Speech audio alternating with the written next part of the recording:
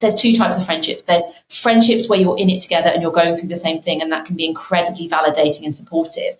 But the other kind of friendship is more of a kind of mentor kind of relationship, where I'm now making a conscious effort to make friends with different generational women, particularly older women.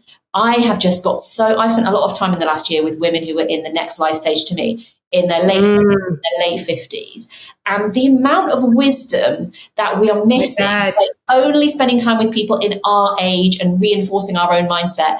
When you spend time with women who have that perspective of age and time and lived experience, is so refreshing. It is so illuminating, and it's really supportive.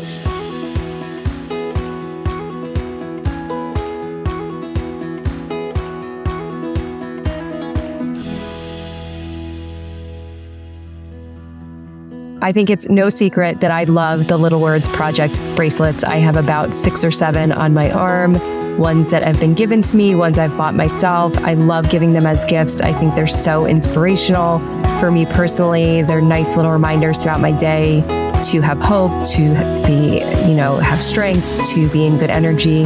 I just love the bracelets so much. I love giving them. I love receiving them. And if you want to check them out and you want to give it as a gift or get one for yourself, you can use our code QTC for 15% off your first order. Kate, it is so awesome to have you on Quiet the Clock. And we were just talking offline before we started recording, just what it was like for me to find your page on Instagram. And it just like, we're like, speak the same language. I think we share such the same passion for just the amazing things that can happen in the decade of our 30s. And, preparing for this interview, I saw, I think, a post where you're talking about your book of like, I'm now out of my 30s, still talking about the 30s, because I think this is what you said, like you can learn backwards. So I'm so excited to have you here. Lots to talk about. So welcome to Quiet the Clock. Thanks for having me. I'm looking forward to this conversation. So share with me and the audience kind of your journey and the experience you had that led you to be so passionate to start a whole Instagram page talking about sort of, what you can do in your 30s to enter your 20s to be in your 30s. And then kind of also everything we're talking about in dismantling societal timelines, taking pressure off ourselves. Share with the audience how that became a passion of yours to speak on these topics. Yeah, and for sure it is my passion in life. I love this. So my name is Kate Berski. I'm an entrepreneur turned writer and content creator.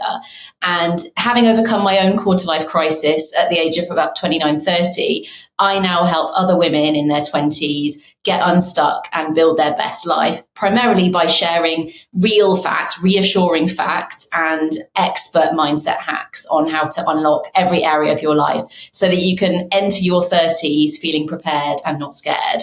And where it comes from is, I have just turned 40. So you might ask, what is a 40-year-old doing talking to 20-somethings? And it's exactly as you said, life has to be lived forwards, but it's only really understood backwards. And I've only really started to understand why I had such a wobble, to say the least, why I had this kind of meltdown in my 20s, now at the age of 40, having come through it all and having learned so much about life, basically.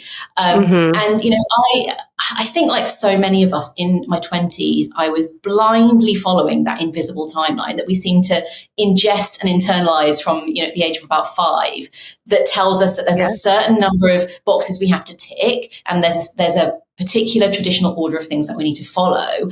And if we don't therefore tick all those boxes, especially by a milestone birthday like 30, which seems to have become, society's deadline for some reason, we feel like we're failing. So I think, for myself, I was always quite a overachiever, in school, in work, or whatever. I kind of knew what I wanted and where I was going. And it was only really in my mid-20s that all that started to change. I started to become really, really influenced by the outside and what other people were doing, my peers. Social media was, becoming much more influential. I was becoming, much more influenced by what I was seeing on the outside, and starting to compare my life to what other people were doing and the achievements that other people were shouting about. And by the time I got into my mid-20s, I thought, hang on, I'm supposed to know what I'm doing with my life right now. I'm supposed to be married, potentially with a dog and a couple of kids and a white picket fence. I'm supposed to have money in the bank. I'm supposed to be really thriving in my career.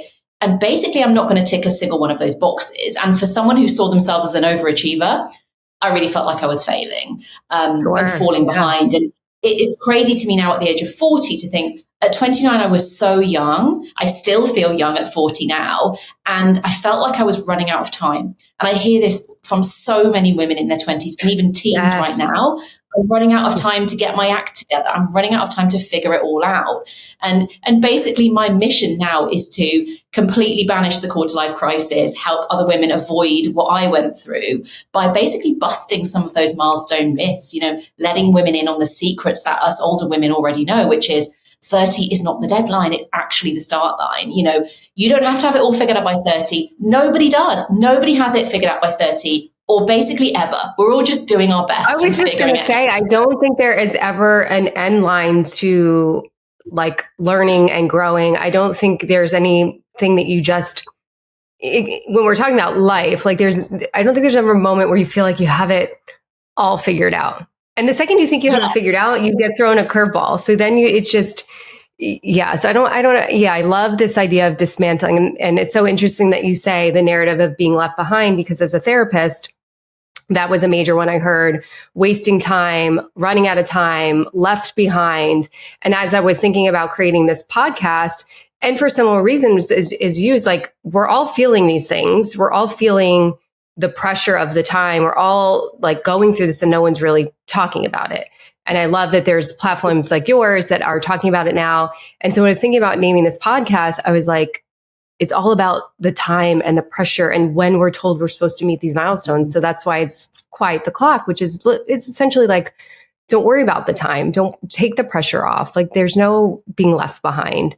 I heard that narrative a lot in my work as a therapist, that like I'm running out of time. When you were kind of going through your quarter life crisis, like what were other narratives that you held? What were other feelings that you felt having not been close to checking the boxes you thought you should check? Yeah, I think when I speak to women that are in this life stage now, they'll feel the pressure from loads of different angles. So it will be, I'm not where I expected to be in my career. I'm not where I expected to be in my relationship. My social life isn't what I expected it to be. My whole 20s are not, the dream that everyone tells me they're going to be.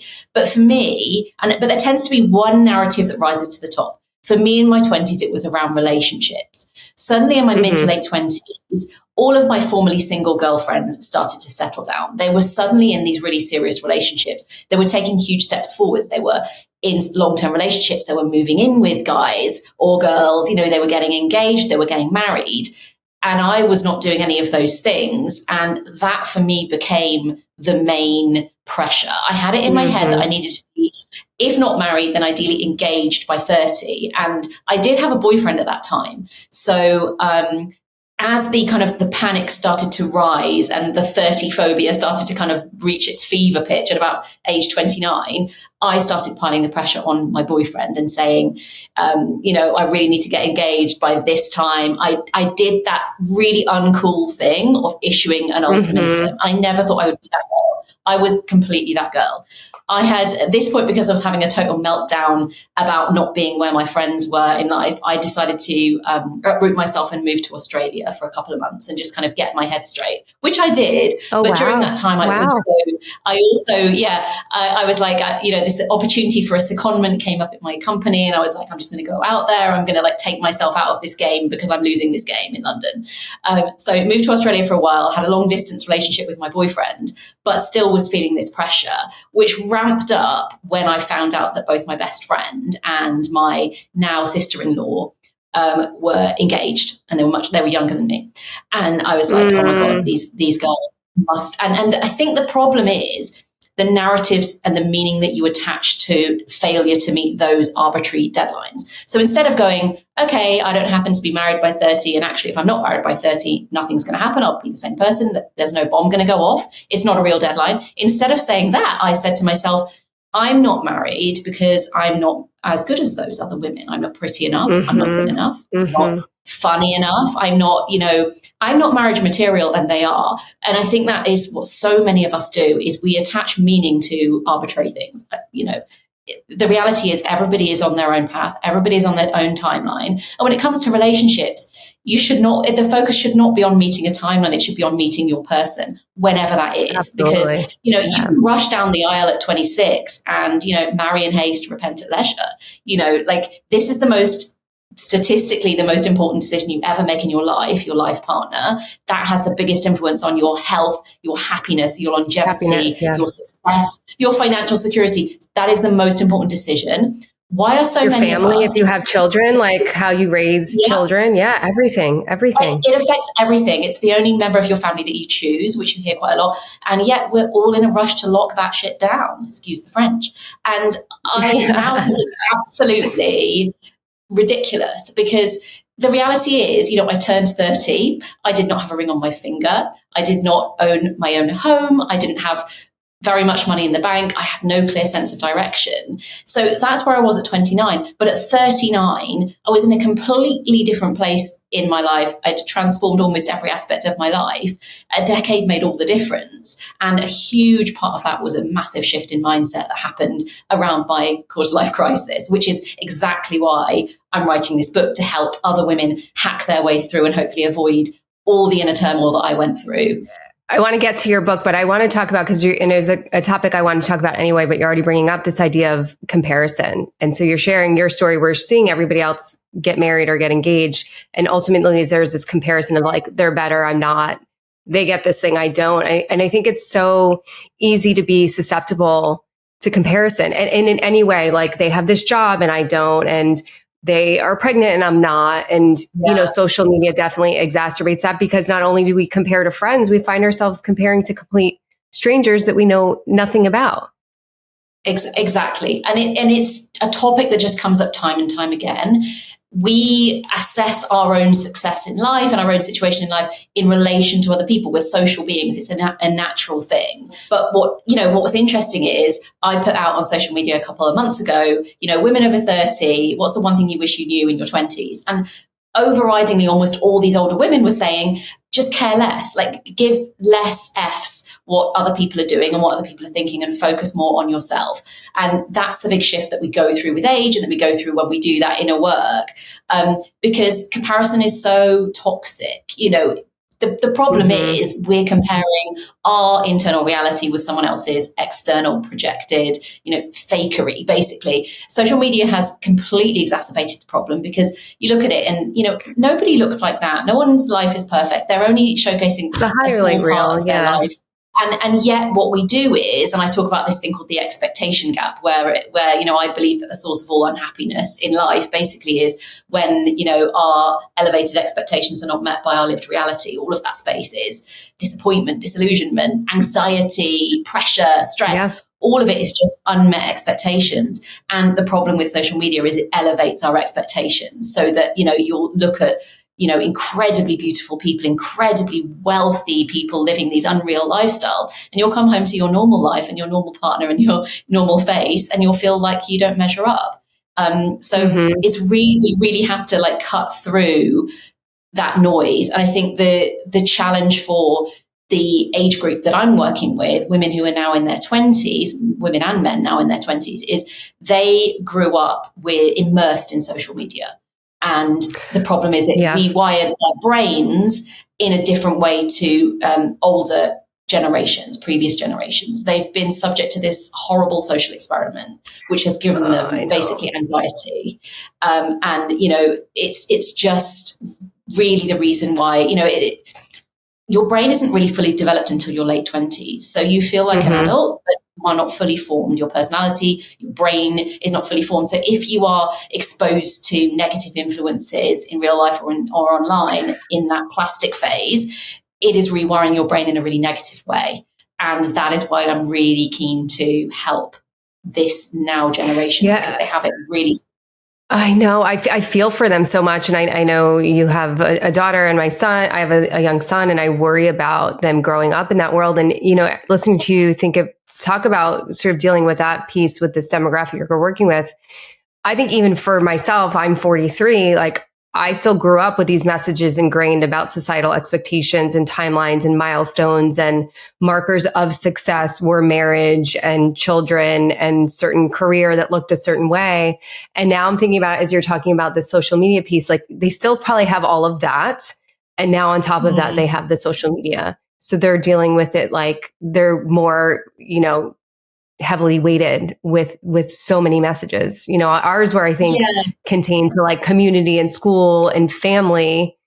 And now these poor kids are dealing with all of that and then the social media on top of it. Yeah. And I think, as well as everything being heavily curated and filtered and augmented and not really real on social media, it's the fact that we only see the outcome. I think as a society, we're very oriented around end goals, outcomes, milestones. We're less focused on the process and the journey, which I think, again, is a major reason why a lot of us are really unhappy. I think if you've seen your girlfriend really go through what I call grinding singledom, going on all the dates, having all the false starts, having the disappointments, and she finally finds her person and she's engaged and she's getting married, it is so much easier to be happy for her genuinely than when you see an influencer who is 23 and looks perfect and seems to have everything given on a silver platter and just has that stuff. And you don't know what that person's been through to get there. You don't even know their start point. They might have been born into a position of privilege or been given money or, whatever else. You don't know someone's start point and you don't know the process and the journey they've been through to get there. So the continual focus on the outcomes and the outputs and the end goals makes it feel like it's easy for other people, makes it feel like it should happen overnight and really quickly, when in reality, any success story it's never, it takes 10 years or 20 years to become an overnight success, as the old cliche goes. But I think social media trains us just to focus on the end goal, and we forget that we need to go through the steps, however long it takes and however slowly and whatever pace. Yeah. And I think that makes me think of another topic that I really personally struggle with, and it is related to time, is patience. There's waiting in these things. And to your point, they don't happen overnight, but we are now a society of such instant gratification that it can feel like once I know I want the thing now. And, the ability to stay patient can be really hard. And I wonder if there's any ways, if that comes up in the work that you do or how you work with like helping people stay patient.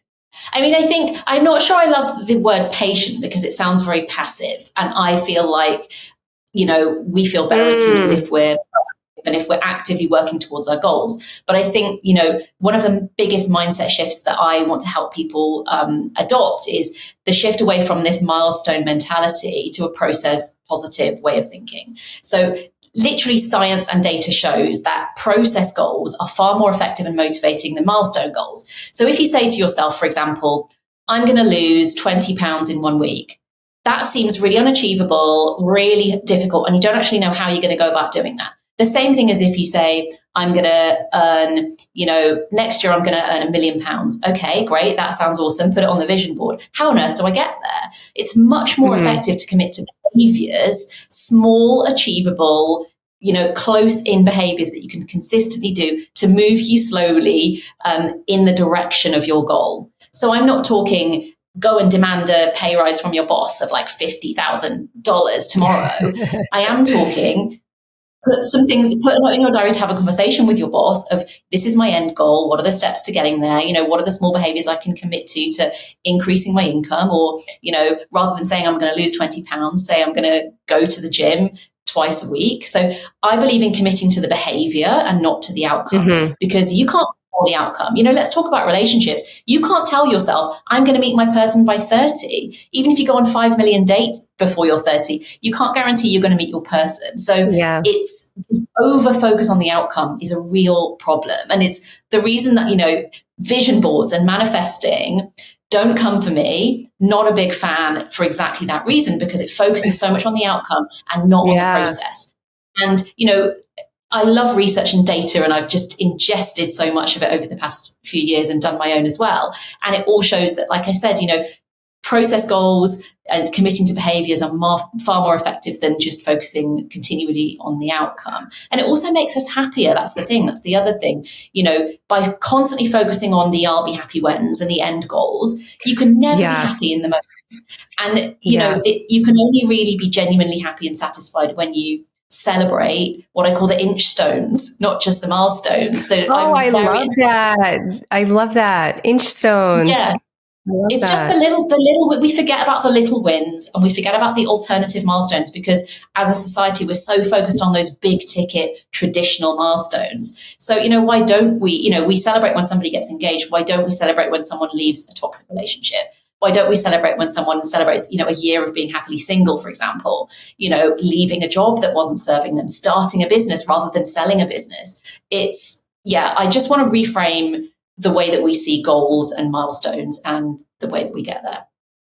Yeah, I think there's a lot of, and I love that you're doing this work and you're putting this out there and you're writing a book about all of this. I think there's a lot that needs to be reframed, and, the milestones are or the outcome. I feel like the outcome is what we had focused on because that is what we were taught to focus on at growing up. And that's the messages that were ingrained, that these are the things to be celebrated. These are the things that are markers of success.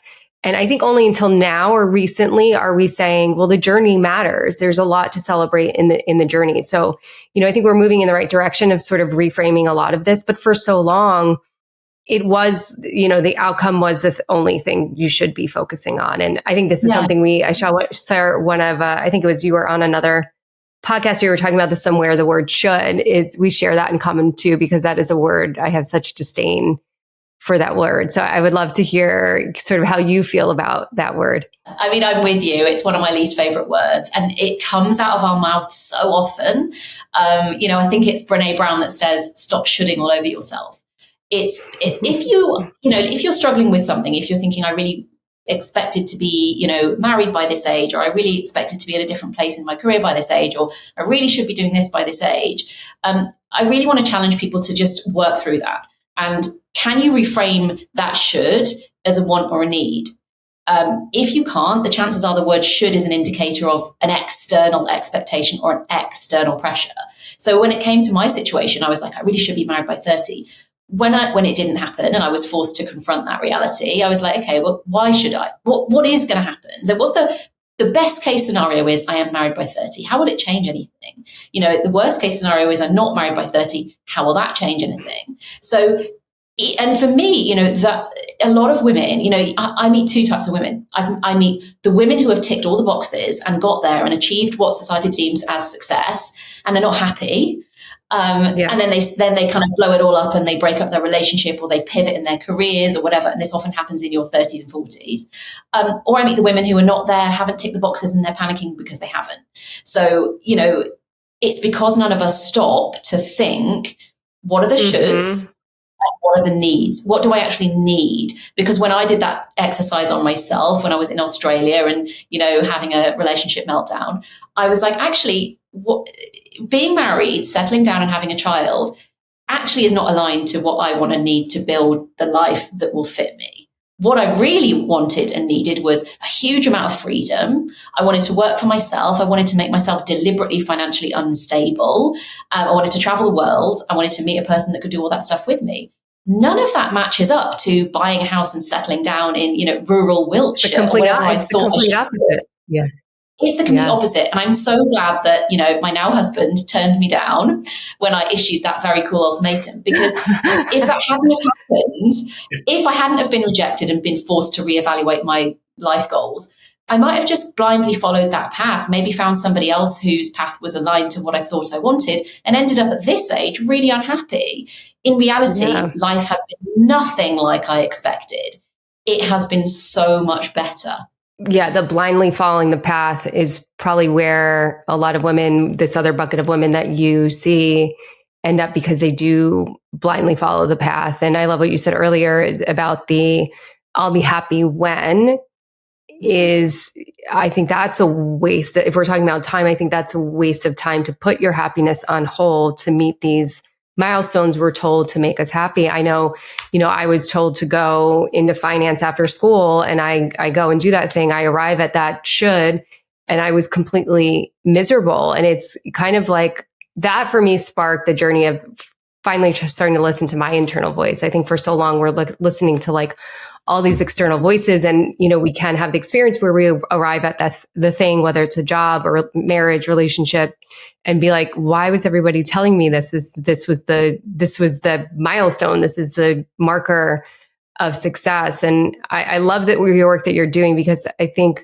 what it does is give women or people permission to start thinking about that a lot sooner. And I don't think that was ever encouraged, at least in my, childhood and, college and beyond. So I think it's important to really tune in to like, okay, this is like all the external noise, and it's putting all this pressure. Like, what do I actually want? And it sounds like you had that experience, and it was like exactly opposite of what you thought you should want.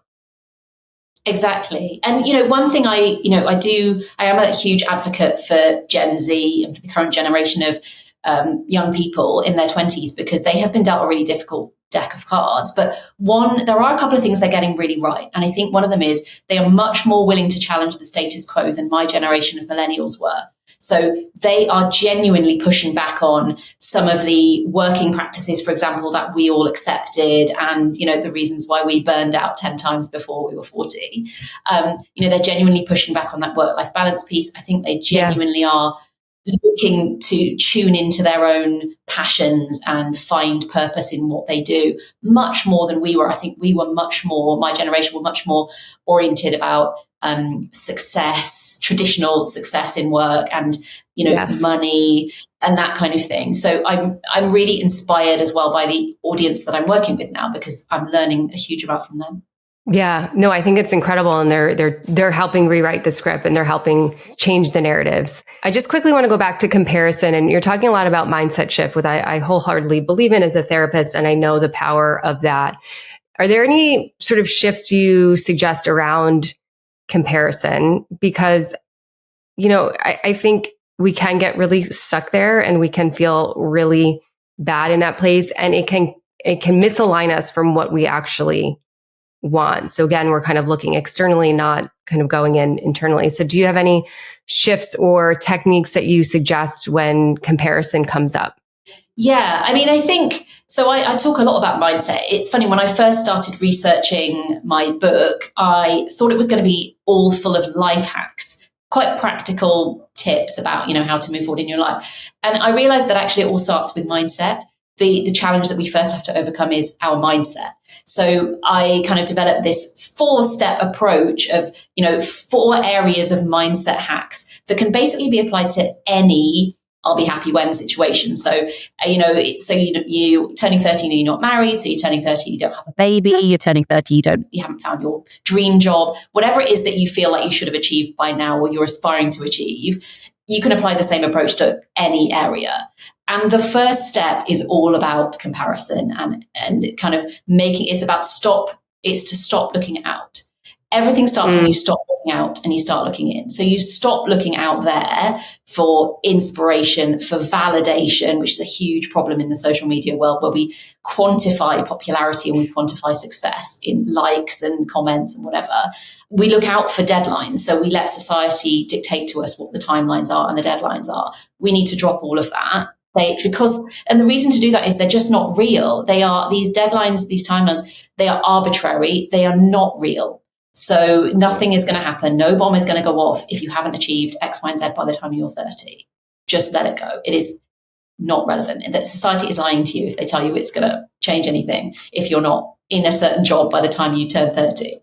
And it's all about starting looking in. I think it's about tuning in much more to your own internal motivations and needs and drives, and, really taking that time to stop and look inwards. And I think it's something that older women start to do naturally. It's definitely the biggest mindset shift that happens between your 20s and your 30s and 40s, is you stop looking at other people for validation and you start validating yourself. And even in terms of work, what they've shown is job titles and pay rises and accolades are actually not what make people happy in jobs. It is internal factors. It is that internal sense of mastery, of control or freedom, of autonomy that internal sense of purpose. Mm-hmm. It's an internal driver. It's not an external. You're not unhappy at work because you've got the wrong job title. You're unhappy because it's not fulfilling your needs. It's not aligned with your values. So if you don't take the time to figure out what your values are, whether it's friendship, relationship, work, you're always going to be unhappy because they're never going to match up. So it's about stopping looking out. It's about starting looking in. It's about reframing your situation and your goals. And some of the reframe is to look at reality. So, when women tell me, oh, I'm the only single girl in the world, all my friends are attached or married by the time they turn 30. That's just not true. Actually, the majority of women are not married by 30 now. So you are not alone. You are not abnormal. You are absolutely normal. So I think we need to normalize being normal, recognize that wherever you're at in life, wherever you think you should be, you are normal. You're not alone. And there's so many of us in the same situation with you. Yeah. And just reframing some of those feelings as well, that really helped me, because in my 20s, the 20s are a time of huge transition and change, turbulence and uncertainty. It is the uncertain decade. Every part of your life is up in the air. Nothing is fixed. You don't know where you're living, who you're going to be living with, who your partner's going to be, what your job's going to be, how you're going to feel about any of this. Everything's up in the air. And in my 20s, like a lot of women, that uncertainty was a breeding ground for anxiety. Now I look at uncertainty in a completely different light, because uncertainty, if you look at it another way, opportunity. Your 20s are the decade of opportunity. How flipping exciting is that? I have no idea where I'm going to go. I don't know who I'm going to meet. I've got all these opportunities, all these exciting things ahead of me. I have so much time and I'm doing fine. Now, even at 40, I have an uncertain future. I don't really know where I'm going to be living, what I'm going to be doing, what's going to happen with this book, what project's next, what business I'm starting next. And I flipping love it. It's the best feeling. And it's exactly what they say about when you go on stage and you can feel nervous, or, nerves and excitement are the same feeling. I've reframed all nervousness and anxiety into excitement, and it has made my life. I love that. I love that reframe on uncertainty too, because I know that's a lot of what, people I've spoken with, people I've worked with in my therapy practice. It's hard to hold that uncertainty. So that reframe is amazing. And one word I love so much is, and I think aligns kind of with the way you look at uncertainty, is curiosity. Like there's so much to be curious about. Like you can wake up every day and be curious of like, how is this day going to go? Who am I going to meet? Who am I going to run into? What opportunity is going to be there? So yeah, the mindset shifts and the reframes are so powerful. And that's a lot of the work that I do in my therapy practice. It takes work though. I think there's a lot of intentionality to doing that. And I want to say that because I don't want it to sound like it's so easy to reframe. I think there has to be practices in place to help you do that, whether that's thought logs or journals or meditations, just putting that out there that like, it is so possible and it's hugely beneficial, but it's an intentional practice. Oh, exactly. Like so much of this. And one thing that I find really helpful, I have all of these mantras that run through my head, and I talk to people about, and one of them is, I'm collecting experiences, not accolades. And I think that really helps, because a lot of the time, when things go wrong or we try something out, like a job or a relationship, and it doesn't work out, we think we've wasted time. And if your mindset is, I'm collecting experiences, I'm collecting data about what works and what doesn't work, then nothing is wasted. Yes. Oh my God. We literally do speak the same language, because I was literally saying that yesterday. Like nothing is wasted. It's all about learning. One of the things I wanted to ask you about too, and I see come up a lot, is, fear, right? So we feel a lot of things if we're not following this path, but even when we start to look internally and we're realizing this is not my path, these are not my timelines, I really want to do something different.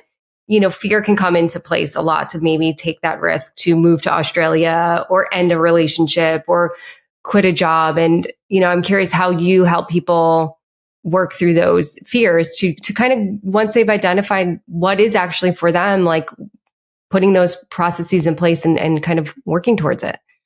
I think the danger is thinking too big too soon. So what I think is most helpful is, okay, you might have that as an end goal, whether it's leaving that relationship or moving to that place, but rather than just book a plane ticket and move tomorrow, it's about breaking it down and breaking it down into really small, really achievable actions that you can start doing straight away. So, you might write a list of things like, okay, I want to move to Australia. Okay, figuring out how much is that going to cost me? And, how long is it going to take me to save that amount of money? What are the job prospects there? What are the salaries there? Who do I know who lives there or has lived there? And put an action list like, okay, so-and-so lived in Australia for 3 months. Just have a coffee with that person and listen to their experiences and hear all about it, and just make small steps. You don't need to make huge, giant leaps to the end. You can't shortcut the shit bits. Going through it is the only way to kind of get to the end goal. So just take your time. People in their 20s, all of us, we are so lucky to live in a world where life is long. So we do have time. We can figure it out. And if you just break it down, I speak to, sadly, there is a mental health epidemic, particularly amongst, my audience. And I speak to so many young women who are really struggling. And for some of those, their goal is just to feel okay, so we're not talking about huge mega milestones that they're trying to achieve. It's literally just, okay, what have I achieved today? I've gotten out of bed. I went and met a friend for coffee. I sent a message to someone to say, can we have a chat? Small, tiny, achievable things. For some people, it's literally just kind of walking from one end of the flat to the other. It's really, really tiny steps. I think if we try and make huge leaps all the time, then it's going to be terrifying. But if you make tiny, tiny steps, and it's about being directional rather than being so, focused on that massive win that you're aiming for, because you've got time, and there's going to be ups and downs, and success is a squiggly journey for most of us. Yeah, I think reminding yourself you have time is so important. I think that the pressure of the time and feeling like, owning that narrative that you're running out of time, it creates anxiety and creates the panic. And I know in my life, and I think I saw this somewhere for you as well, it's like, for me, the second I took the pressure off of things is when everything started to happen for me. Exactly. It's exactly that. I was putting myself under huge pressure and spending all my energy on panicking in my 20s. And in my 30s, I just kind of wrote a completely new list. I threw away the rule book and I was like, okay, no, none of that's going to happen. What do I really want? How do I really want my life to look? I left it open-ended. I did not apply any deadlines. And, the irony is that by, 39, my life was completely transformed, and a decade had made a huge amount of difference. So it's completely true that when you take the pressure off, just you open yourself up to opportunity and possibility and curiosity, and it's just the best way. Yeah, I couldn't agree more. And I love the kind of like understanding life backwards, because for me in my journey, it's like everything makes sense now. And I definitely fell into, the pressure and the timelines. And, realistically, for women that want to have children, there is the biological timeline. And we do talk a lot about that on here and opportunities to preserve fertility. But I definitely fell victim to those things. But when I took the pressure off and those things happened, I'm like, wait, this is exactly my timeline. Like, this is exactly how it should happen for me. And kind of only realizing that hindsight. And I guess that was part of the reason of my passion for this, is like, I wanted to safeguard as many people from all the anxiety and stress and pressure I felt. Because there was a lot, my 30s were amazing, but I had low points too, because of falling pressure, like victim to expectations and pressures and timelines. And I was like, wow, 30s were great, but they could have been even better if I just sort of reframed, knew I had time, trusted and tuned into what like my timeline actually was. So I love the work that you're doing here. I just think I love that you're working with people in their 20s, because I think it'll really give them opportunity to really enjoy their 30s even more. That's it. And it's interesting you bring up fertility, because although it's not so much of a pressing problem for women in their 20s, I think if I was writing 40 phobia, it would be much bigger of a theme. I was actually surprised how low on the priority list, having a family is for the current generation of 20-somethings. But the reasons for that, I think, are not explored very much. I think so much, when we talk about fertility, so much of what is discussed is the biological side of fertility. So there's biological infertility and challenges in that respect. So we talk about heterosexual couples who are trying and struggling to have a family. What we almost never talk about are the other causes of infertility. Situational infertility, which you mentioned, that is the major, major barrier. I've not found the right person. I'm with the wrong person. Yeah. That is the major barrier to women having children. The other one is financial fertility. Actually, amongst 20 somethings, when I dug into because I did this huge survey of 2,500 20 somethings and asked them about all their priorities and their goals and their fears. And as I said, having a family is very low on the list. But when I dug down into it, they were like, look, I'm still living at home with my parents at 29. Like, I don't, I have a partner who I'm really happy with, but I am never going to be in a financial position where I can even consider starting a family, because they are so aware of the cost of childcare, of the cost of taking time out of work, of the motherhood penalty. They're so much more switched on about that stuff than my generation was. And they're like, hang on, no, I'm not even in a position to think about this. So I'm not under pressure, because that is just way, way off in the future, because I'm just not in the position situationally, financially, to even have that as an option, let alone a priority. So I also want to raise awareness of those other things, because, the proportion of single women is massively increasing. There's loads of you see all this data on Instagram about that at the moment. And yet all of the focus is on biological solutions, and people will say, you haven't got a boyfriend, just have a baby on your own. I mean, goodness me, you have to be in such a privileged financial position to even consider that as an option. If you have to work, who's looking after the kids? How are you paying for that? A lot of it is modeled on a dual income and a high dual income to support family. So I just think there needs to be much more discussion about the whole reasons. If you're trying to tackle infertility, tackle the whole piece. I don't know if you know the book Motherhood on Ice. We had her on, the author of Motherhood on Ice, Marcia Inhorn, and she did a whole research study on this, what you're talking about. And she went in with a completely different hypothesis and very quickly learned that the major reason is what she calls the mating gap, is that women are just not finding partners. And that was the main reason from her research, that women were not having babies. And the challenges, also dating apps are obviously the number one way that people now meet their partners, right? So there is success. And for many people, it seems to be the only way to meet people. But I also believe, having spoken to, dating coaches and experts and looking into the data, that dating apps create the illusion of efficiency when it comes to meeting your person. So, if you're a goal-oriented, if you're an action-oriented kind of person, you're like, right, I'm going to go on the apps, I'm going to play the numbers game, just meet as many people as possible, and that is how I'm going to shortcut the process and find my person. The reality is the opposite is true. Dating apps have damaged, I think, our chances of meeting the right person in many ways. I think it creates the illusion of options. I think, data shows that a very small proportion of men are getting any kind of action on there. So dating apps are terrible for men. Yes, that's absolutely true. Yes.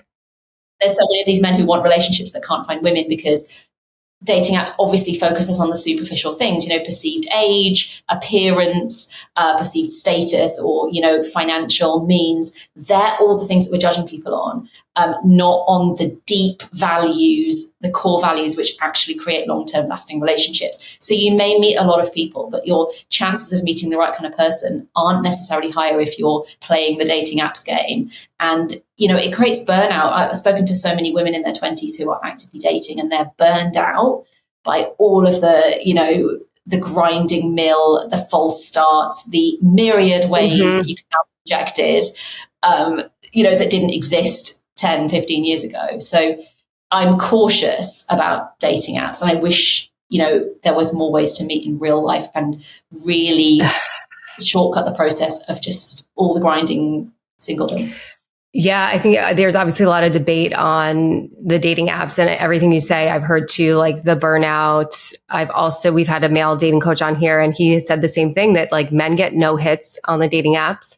And there are a lot of men out there that do want relationships, but then you have women on the other side. It's like, there's no men out there. There's no good men that want relationships. And so I think there's a lot of conversation that can be happening around there. The thing I feel too with, social media in general, dating apps and also COVID too. That was a really difficult time, is that we have lost some social skills. We have lost the ability to interact with other people. I have always continued to encourage my clients, get out in the real world, scan the room, make some eye contact, start a conversation. And I think those skill sets are being unfortunately lost due to social media. We're on screens, we're on apps. So, I don't think they're horrible dating apps. I think using them as one tool, not the only tool to meet somebody is important. Yeah, exactly. And I think, it's a really important point that you've raised about, the lack of real life connection. It's really sad. I'll get DMs sometimes, and loneliness is a huge epidemic, as we've said. It literally makes you less healthy. It shortens your life. The World Health Organization has said that, being lonely is as harmful to health as smoking 15 cigarettes a day. So we're all, we're quitting smoking, we're quitting drinking, we're going to the gym, but we're not investing in our social health. And that is what's shortening our life and making our lives less happy. So I get these DMs from young women, and they're saying, I need to meet more people online. And I'm saying, no, you need to meet more people in real life. And it's a reason why, although I do a lot on social media, I really want to bring my project into the real world now. So I'm working on a Coffee Connect campaign where I start a movement. Anyone who's listening, come with me as well. And it's all about fostering real life connections. So it's as simple as going out for a coffee, because a coffee can literally save your life. If you're in that. Oh my God. I mean, I think, yes, the value of real life human connection is so hugely important. And anyone listening can probably recall an experience where that has been helpful to them. Like if they do go grab a coffee, or they do a workout class with a friend, or like they finally, get out in front of their computer and go have dinner with a friend, like pay attention to your mood after you leave those experiences. And it will tell you a lot about how beneficial and how much we need those real life connections. I don't know. I'm blanking on the woman's name, but I think it's the Happiness Project, or the Science of Happiness. And she did this whole thing on, basically, I think it was the invention of the ATM was like, they correlated that to the decline in happiness, because instead of going and talking to the teller, you're just taking the money out of the machine. And one thing that drives me crazy is like the self-order, like Starbucks. I'm like, and the loss of the skill to socialize really like gets at me. So I always think about like, you can literally get a coffee without talking to one person. So you think about all that is lost in doing that, like the exchange of like, even just like, oh, excuse me, like I'm trying to get behind you in line, or like someone turning around and talking to you, and then having to communicate your order to the person, and maybe they get it wrong, and then you have to like explain it to them, and all of that is gone. Those transactions, those interactions, those connections are gone, because you run in, you grab your coffee, you don't have to talk to one person, and you're out the door. Yeah. And I think, a huge barrier, as well as maybe, a little bit of lack of skills, is, fear of rejection. It's not just for a romantic thing. It is a thing as well. So, it's so easy to think, oh, nobody would want to, talk to me. Everyone's busy. Everyone's got their own thing going on. So I want to help young people overcome that fear of rejection by, putting out a flag, basically, to say I'm open to have a chat. So I'm wearing yellow now, because yellow is the color of friendship. And it's my mission to own the color yellow, own the yellow heart emoji, which you'll see me sending all over the shop, because it means hello, friend. It's a friend. It's a sign of you sent one to me today. Yeah. So I want it to be a thing that if you go into a coffee shop, your local coffee shop, somebody is wearing yellow, someone's got a notepad with a yellow heart on it, it means I'm open for having a conversation. And I'm going to be doing these Coffee Connect meetups with 20-somethings around the UK in the coming months. And I'm just going to invite anyone to come down who would like to have a chat, maybe go away with a phone number to meet a new friend, and maybe start one for yourself. Because I think it's, you want to have that permission to talk to somebody, and, by flagging yourself up and saying, I'm here, I'm wearing yellow, I'm open to friendship. And it's, it's something we all go through. There's, everybody suffers loneliness at different times of their life. And, I've just moved to a new country. So I'm from the UK. I've lived in different countries before, not my first rodeo. And now I live in Spain. And I'm literally making friends again for the first time, for the next time. So you have to put those skills all into practice. And I think it's about putting the bids out there, not being offended if somebody rejects you. Like, it's more about them and what they've got going on than anything to do with you. So, I invite people for coffees. At least once a week, I invite a new person for a coffee. Sometimes they ignore me. Sometimes they say no, whatever. Sometimes they come back to me 2 weeks later. I love that. Like, it's good. And, the other day, I'm really busy. I'm coming up to a book launch. I've got loads going on. I've got a young family, all of it, moving house. But I saw another school mum who's lovely, and she looked really harassed and busy and whatever. And I saw her walking. I was in a coffee shop working, and I saw her walking past, and I texted her and I said, if you've got half an hour, do you want to grab a coffee? She came in. She was like, I am so glad you said that, because, I'm really struggling. I was really struggling this week. I'm feeling really overwhelmed. I'm feeling really lonely, if I'm honest. And I was like, wow, this is amazing. When someone's so vulnerable with you, I was like, I feel exactly the same. I'm totally overwhelmed. I've got no one I can sort of moan to about this because I don't know people that well. And it was just such a lovely moment. And so always ask, because that other person probably needs it just as much as you do. We all need it. And I think I love that you are starting this campaign and you have this symbolism of like invitation to that, because I can't tell you the amount of women that came through my practice in New York City, one of the busiest, largest cities, that were so lonely and all wanted friendship, and everybody had the same desire. And, that brings up, I know we're close to time here. So just two more things I want to talk to you about, because we are talking about friendship. And I think as we're moving through these stages, 20s and 30s, that changes. And I think friendship is always changing and evolving. And we're always looking for new friends. Like my son just started pre-K, and I made this whole post about like, I want to make mom friends. I'm 43 years old. I definitely have friends. A lot of my best friends are not in this area. And so at 43 years old, I'm still trying to have, connections, new connections and friendships. But I think as we go through these stages and our paths kind of veer off and everyone is experiencing different things at different times, friendships can change, and that can be really, really hard. So I just kind of wanted to talk to you a little bit about friendship today and how you're helping the people you're working with navigate friendship or friendship loss or finding new friends. We've kind of talked about a little bit, but maybe friendship loss. Yeah. And it's an important thing because it's an ongoing process. Loneliness and the need for new friendships shows up strongly in transitional times. So it is when you move to a new city. It is when you start a new career. It is when you start a family. Suddenly you have a need for new connections. And suddenly some of the old historical connections may no longer serve you. I was really late to have a child. I was last chance saloon on the baby front. I know you've talked about that too. So all of my friends had families before me. And if I'm honest, I felt a huge distancing in my sort of early, mid to late 30s, where they were in a completely different life stage to me. They had much less time. Their priorities were different.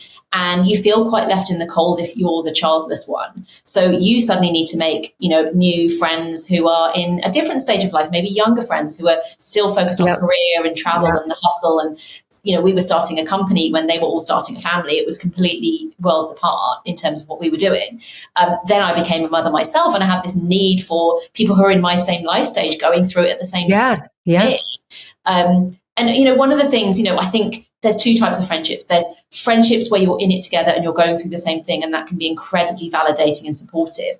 But the other kind of friendship is more of a kind of mentor kind of relationship, where I'm now making a conscious effort to make friends with different generational women, particularly older women. I've spent a lot of time in the last year with women who are in the next life stage to me, in their late 50s. And the amount of wisdom that we are missing by only spending time with people in our age and reinforcing our own mindset. When you spend time with women who have that perspective of age and time and lived experience, is so refreshing. It is so illuminating, and it's really supportive. And older women who are not in that young family, building a business, hustly life stage, they have so much more time to give you. So I would really encourage, however old you are, is to make friends with, if you're a woman of a different generation, because I've got so much from those intergenerational friendships. And, the research shows that there's massive value to be had. And, even things like you would think, even in terms of fear of aging reduces with age, which sounds really ironic. But actually, the closer you are to death, the more comfortable you get with it. And older women talking to younger women about aging, about the changing appearance, about, getting closer to death, about health, actually makes everybody feel better about aging. It's an incredible thing to behold. Wow, you just totally inspired me to find that connection. I feel like I could also really benefit from having a connection like that. Everybody can. It's not just your mum, or your family member, inspiring women, and if you're trying to achieve something as well, make friends with someone who's already there, who's already built that kind of business, or who's already had that kind of family, or has that kind of life. They can talk you through the steps that they took to get there. They can talk you through how it felt when they got there and how it felt along the way and the pitfalls. And, it's just such wisdom that we're missing if we're not, spending time with that generation. Yeah, I think that encourages the idea that we don't have to be in sameness. We don't have to like go through it with our best friend. We can find other women that are in our life stage. And, when same experience, I had my son at 40, everybody else that I was close with did that way younger. And so I was in my 30s hanging out with like 23-year-olds because they were still like, I was bartending in the city. They were working there too. And we were just at that age, it didn't matter age. We were just in the same life stage. So I love kind of connecting with people of all life stages. I think there's so much to learn, whether you're the mentor paying it forward to somebody else or you're getting the wisdom from someone older than you. I love that. Exactly. It's also another kind of comparison if you think about it. If you're at the same exact age or the same life stage as someone, it's tempting to compare what they've done versus what you've done or where they're at.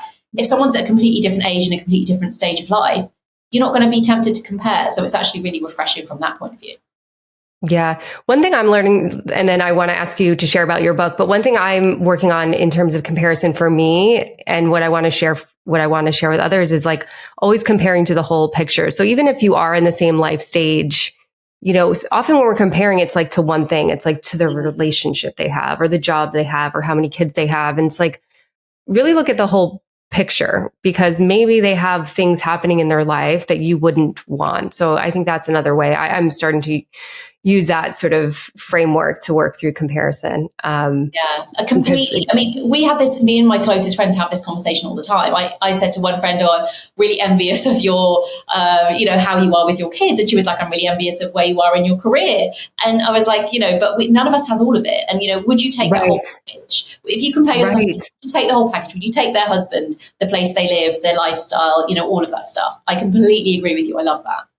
Yeah. Yeah. So before we wrap up, please tell us about your book. We've been talking about it bits and pieces here, but when does it come out? What can people expect? Yeah. So the book, I started out just over a year ago to write a book, and it's become much more of a project, which is great in the best possible way. But the book itself is coming. It's called 30 Phobia, Why Your 20s Suck and How to Get Unstuck. And it's basically a survival guide for quarter lifers in crisis. It's really targeted at those women who are goal oriented, who are doing the shoulding, who are like, I should be married. I should have my dream job. I should know where I'm going. I should have more money than this. Should. If you're shoulding all over yourself right now, if you're panicking, if you feel like you're failing, flailing or falling behind, this is the book for you. You don't even have to be in your 20s, although that is where all my data comes from. But, I have teenagers, I have 30-somethings, 40-somethings. It's basically anybody approaching a milestone birthday, doing that internal life audit and feeling like they're falling short. This will help you. It is packed with loads and loads of reassuring facts, not shocking facts, reassuring facts to reassure you that wherever you're at, you are not alone. You're not the only one. Everyone's in the same boat. Everyone's figuring it all out. It's not your fault. It's all about the societal myths that we've internalized that are not actually true. Busting loads of those milestone myths. And crucially, I've worked with more than 40 experts in mental health, mindset, and motivation to do the unlock, to help women unlock whatever part of life they're struggling with, or in all areas. So I've got this 4-step approach to overcoming any kind of milestone anxiety, whether you feel like you should be in a relationship or you should own a home or you should have more money, whatever it is. So many really simple practical tips and mindset hacks to really help you get unstuck. And I really want to make people feel prepared and not scared to turn 30, because I think for someone working in a self-help space, a lot of self-help books I actually don't like because I feel like they make me feel even worse about my situation. It's like, here's this amazing, incredible person that's achieved all the things, and I just could never. That feels so unrelatable and so unachievable that that's just making me feel even worse, or it's beating me up for not getting up at 4 a.m. and doing the 25-step program, before everyone else wakes up. So it is none of that. It is not tough love. It is gentle parenting. It will gently guide you through whatever you're struggling with right now. And it will introduce you to a community of women who are in it with you, and a community of experts who are there to support you and lift you up. That's amazing. I'm going to get the book because I think there's things I'll draw from it too. I think it can apply to any age, any stage, like you're saying. When is it coming out? So it's open for pre-orders this Friday at the time of recording. So the 20th of September, it will open for pre-orders on Amazon and in all good bookshops. Also, the full launch is the 20th of October. So the best way to get hold of it is to go on Amazon, put in 30 Phobia, or go to my Instagram page, kate.berski, and you will find all the information over there. Incredible. Well, I'll be pre-ordering on Friday for sure. Thank you so much. I so appreciate the support. And honestly, the best thing about writing this book and putting myself out there on Instagram has been meeting people like you and growing my community of women who support women. It's incredible. I know. I was thinking the same thing as we were talking about sort of just connection. Like this has been, I never knew this would be a podcast. Like maybe you never knew you would write a book, but I just knew I was passionate about these topics. And the best part of this has been meeting everybody and amazing guests and community. And it's just been incredible. And knowing that you're not alone and there's so many women kind of struggling and going through the same things. And so thank you so much for your content, for your platform, for writing this book. I will be posting all about it, and for being here today and sharing with us. Oh, thank you so much. It really has been a pleasure. It's great to meet you. So nice. And I'm thinking I'm literally going to my closet to make sure I have some yellow. And if I don't, I'm going to go buy some yellow. I'm looking at your yellow shirt. I'm like, do I have any yellow? But I will be going to get some yellow. I love that idea. Yeah. We really need more in-person connection. Yeah. If anyone sees me out there wearing yellow, come say hi, come have coffee. Yeah. Oh, I'm so inspired by a lot. I have a lot of takeaways for myself from this conversation. So thank you. Oh, thank you so much. If you guys are like me and wanting to be more mindful about what's in your products, how many toxins are in your products, and making sure that you're putting good things on your skin and into your body, I highly recommend Osea. I did a total revamp on all my products, and this is one I have been using and now is a staple in my bathroom. I particularly love their Ocean Eyes Age Defining Serum. I feel like I don't have bags under my eyes anymore, and I just feel really good putting this on my skin, knowing something good is going on my skin and into my body. So if you want to check out Osea's products, use our code QTCPOD10 to get 10% off your first purchase. Hey guys, I'm Beth. Thank you so much for tuning in to Quiet the Clock. If you want to hear more episodes and learn more about how to dismantle societal timelines, live life on your own terms, live life fully and authentically, subscribe to our channel on YouTube, and you can also follow us on Instagram and TikTok at Quiet the Clock Pod.